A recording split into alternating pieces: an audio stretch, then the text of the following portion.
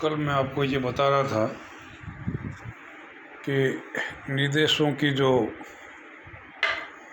Different kinds of position है, अलग अलग स्थितियाँ। One of them is director is treated as a agent, that I have already explained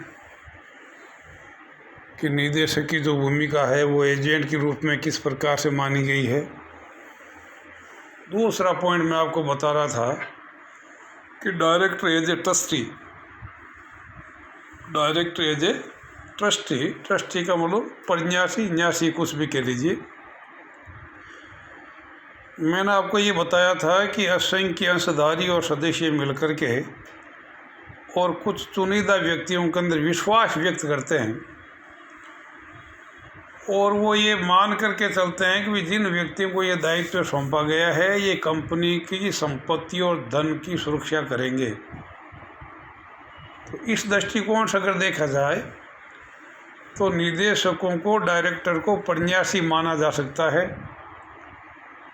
क्योंकि यदि संचालकों ने कंपनी के धन का, कंपनी की संपत्ति का अगर दुरुपयोग किया, मिसयूज किया, तो ऐसी स्थिति में संचालकों को कंपनी की क्षतिपूर्ति के लिए व्यक्तिगत रूप से भी उत्तरदायी ठहराया जा सकता है।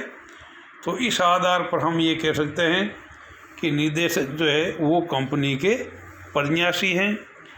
लेकिन प्रन्यासी के जो लाक्षणिक गुण हैं मैंने आपको बताया, अगर उनका अपन विस्तार से विवेचन करेंगे तो अपन पाएंगे कि प्रन्यासी यदा कदा जो है वो न्यासित संपत्ति के मालिक के रूप में बिहेव करते हैं, लेकिन ये हक जो है वो संचालकों को नहीं होता है।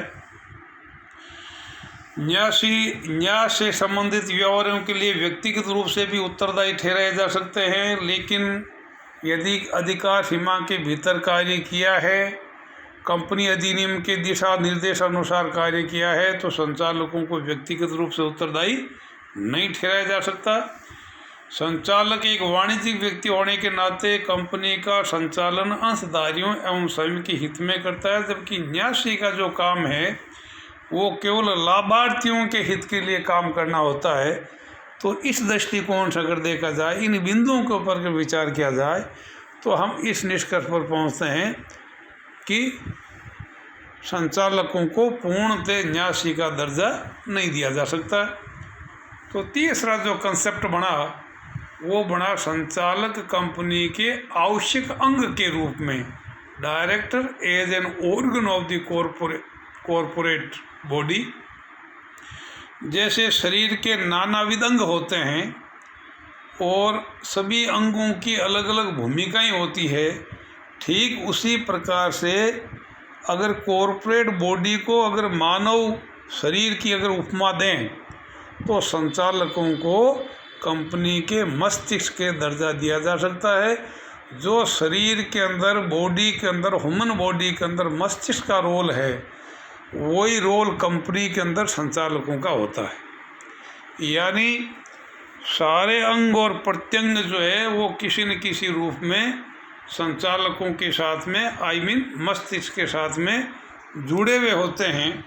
तो ऐसी स्थिति में एक कलेक्टिव रेस्पॉन्सिबिलिटी के रूप में भी जो है वो एक जैविक सिद्धांत के हिसाब से कॉरपोरेट बॉडी के अंग के रूप में भी जो है इनको परिभाषित किया जा सकता है, जिसके कारण भी संचालक जो है वो अपने दायित्व से बच नहीं सकते। तो जिस तरीके से बॉडी के नानाविध अंग होते हैं, ठीक उसी प्रकार से संचालकों को कंपनी का मस्तिष्क का दर्जा दिया जा सकता है।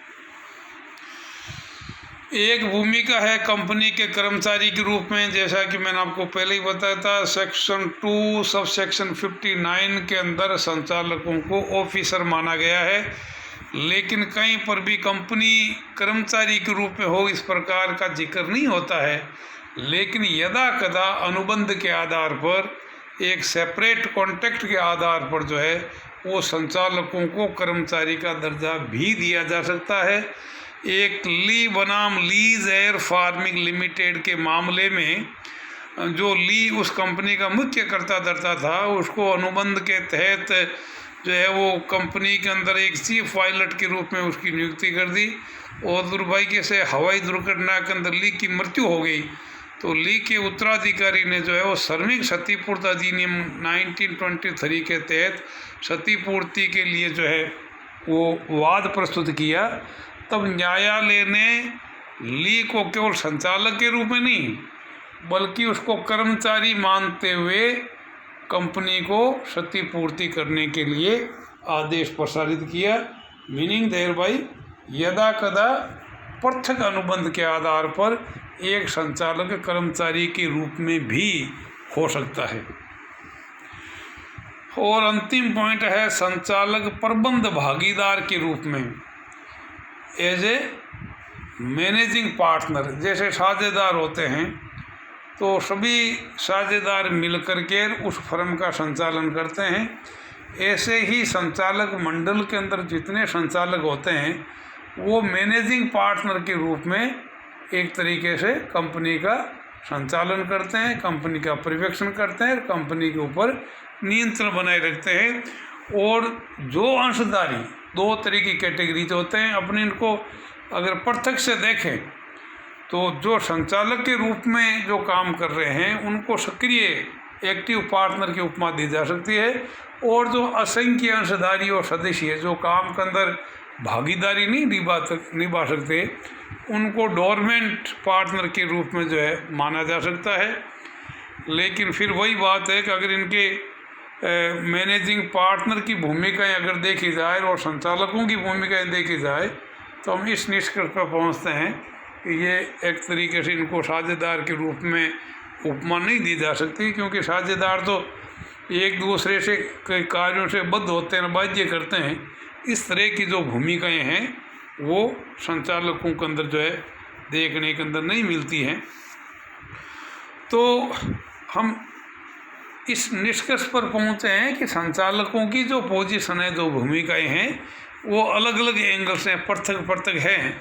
तो कलेक्टिवली मैं एक बात आपको कहना चाहूँगा, हम ये कह सकते हैं कि संचालकों को भिन्न भिन्न रूप में प्रकट किया गया है। सर जॉर्ज जयसेल के शब्दों में संचालकों को कभी एजेंट, कभी प्रन्यासी, कभी प्रबंधकीय भागीदार के रूप में संबोधित किया गया है।